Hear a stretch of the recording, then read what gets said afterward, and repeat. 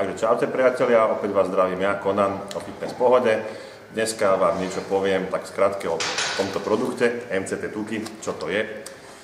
Skrátka MCT, ktorý možno poznáte pod dlhým názvom Medium Chain Triglycerides z angličtiny.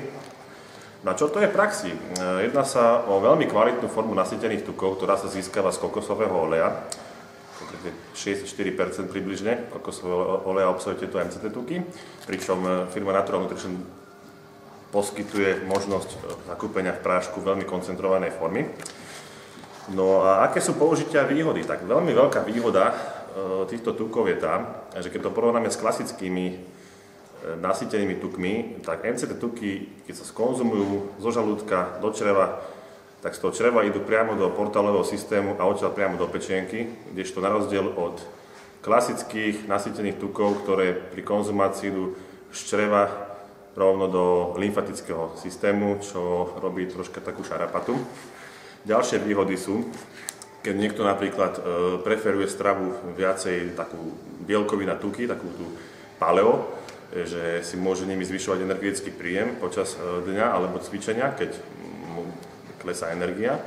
Takisto dokázalo sa, že má funkciu znižovať v tele estrogén a prolaktín, čo ako vieme v mužskom organizme tieto látky vedia robiť šarapatu, konkrétne zadržiavajú vodu a tuk v tých problémových partiách, ako sú prsia, boky, čo je tiež nežiaduce, a takisto napomáhajú zvyšovať testosterónovú hladinu.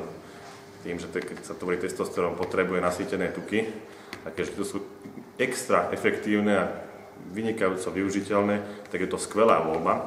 Ďalej, kde sa dajú využiť.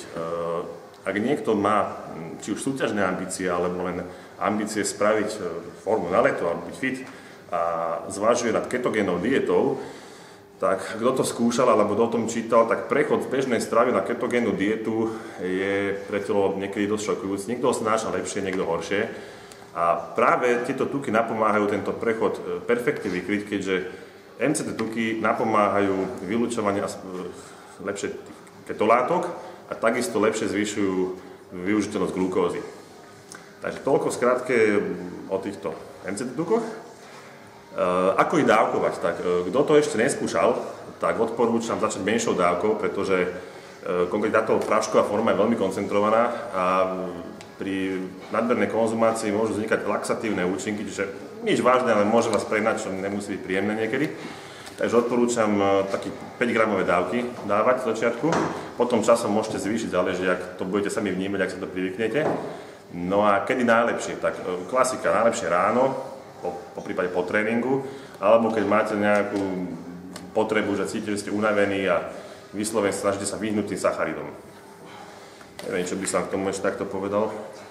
Takisto po tréningu dajú sa piť a môžete si umiešať do proteínu.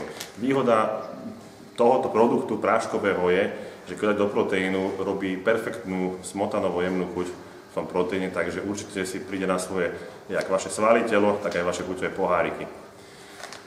Takže toľko skrátke o týchto MCT tukoch.